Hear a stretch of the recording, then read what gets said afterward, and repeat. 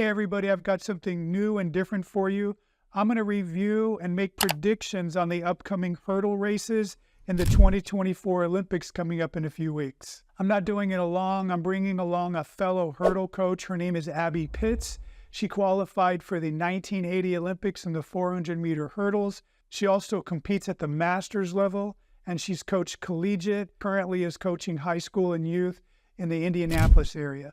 We're going to jump right in, but at the end, I've got a special announcement for you. So for the Americans, we have Grant Holloway, Brady Crittenden, and Daniel Roberts. What's amazing about these guys and the race they just had is it's the first time ever that we've had 3 people go under 13 seconds in any 110 hurdle race.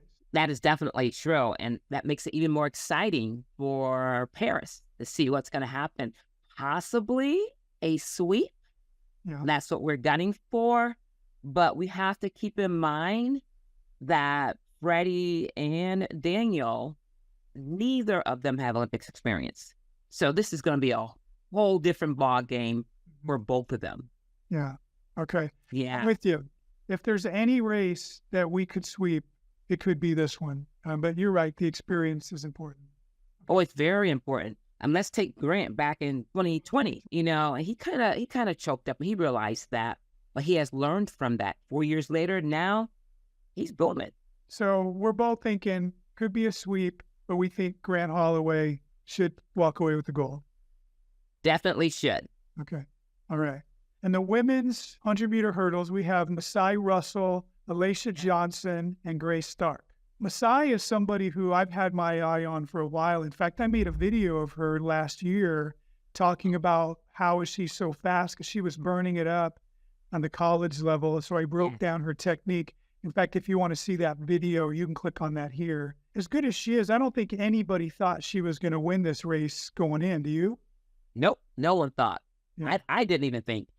But to be honest with you, right now, looking at our 3 top hurdlers right now, we have the fastest in the world right now. Right. No, we do.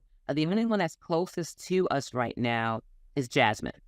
Right. Camacho Quinn. So do you want to make a prediction? Honestly, I'm going to stick with Masai. Like Grant, Masai is her time. Yeah.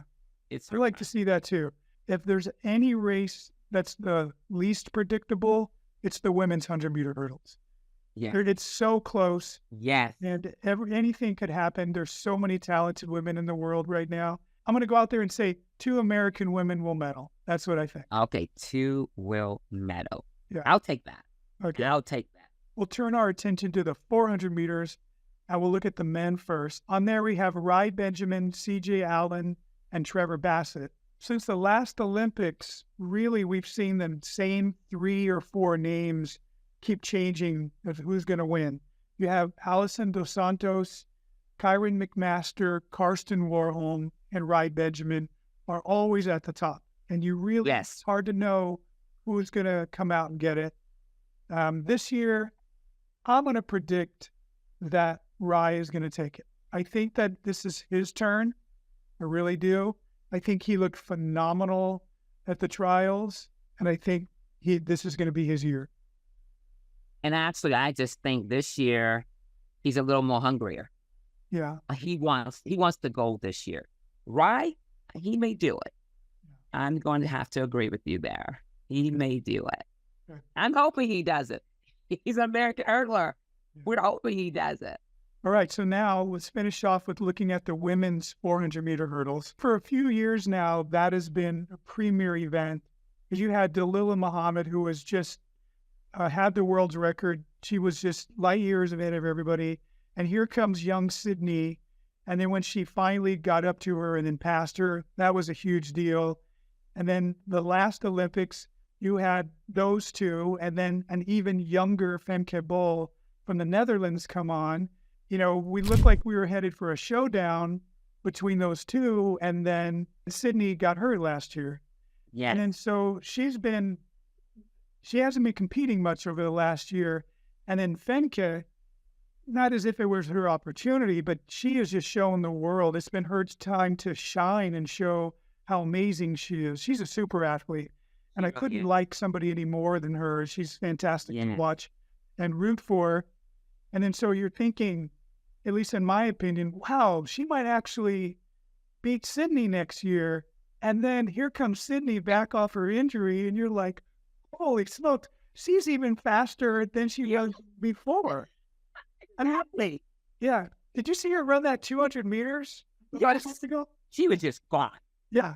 I'm like, her goal is always to beat her world records. And honestly, Mike, I will not be surprised if Sydney runs a 49.9 or 49.89, 49.75. Agreed. Because when she finished that race, if you notice, she wasn't totally winded at all. The thing that I'm going to say about Sydney's race, I think it was the most perfect race that she's put together. Okay. At the previous time when she broke the world's record, she ran her 14-step pattern. She did this perfectly over hurdles 2, 3, 4, and 5, 14 steps alternating between right, left, right, left. But last time when she broke her world's record, she actually at one point came around and threw in a 16-step for some weird reason and then went back to 15. So it was just shy of being perfect. This time, everything was nailed perfectly, 14 steps, and then finish off everything with 15. So to me, honestly, she's nearing perfection. So the only way to get even faster and break the world's record again is not going to come from changing her steps.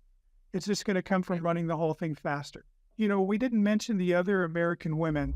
Yes. We have Anna Cockrell coming back again. She's fantastic. And then we have this newcomer, Jasmine Jones, and she's fantastic. Do you want to make a prediction for this race? Oh, I'm hoping we'll do 1 and 3, but I'm going with Sydney all the way, and I'm predicting that it'll be a sub 50.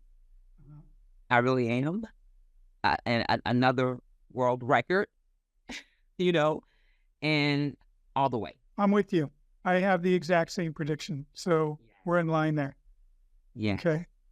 It's exciting, Mike. This is exciting times. I'm so excited. A couple of things real quick. First, know that after each of the final hurdle races at the Olympics, I'm going to do a deep analysis of each of them and make videos and put them here on this channel, so be on the lookout for that. Plus, Abby and I have a quick announcement about the summer. Next summer, you and I putting on a clinic in the Indianapolis area for all ages of hurdlers, summer of 2025. Yes, indeed, Coach. Okay, Hurdle Nation. Hurdle Nation. Okay, awesome.